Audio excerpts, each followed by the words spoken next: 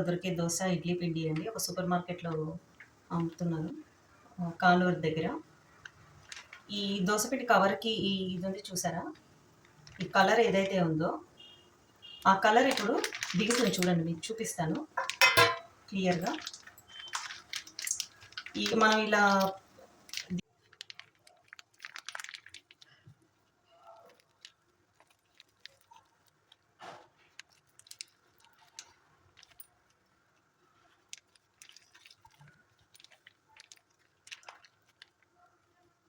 చూడండి ఎలా వస్తుందో. కవర్‌లో పిండి చూడండి కలర్ ఎలా వస్తుందో. అంతా పింక్ ఆ కలర్‌లో వస్తుంది. ఈ కవర్ కూడా చూడండి క్లియర్‌గా. దీనికున్న కలర్ ఇదంతా పోయింది. ఈ వినయ్ అనే కవర్ కూడా, ఈ కలర్ మొత్తం వినయ్ అనే పేరు కూడా పోయింది చూడండి. ఇదిగోండి. ఇది చూసారా? మీకు చూపించినప్పుడు ఉండేది. ఇప్పుడు వినయ్ అనే పేరు కూడా లేదు సరిగ్గా. ఎందుకంటే అది ఇప్పుడు నేను ఏదైతే ఫోర్స్‌తో బయటకి లాగేటప్పుడు పిండిని పోయింది. ఆ కలర్ అంతా కూడా మీకు చూపించిన దాంట్లో వచ్చేసింది.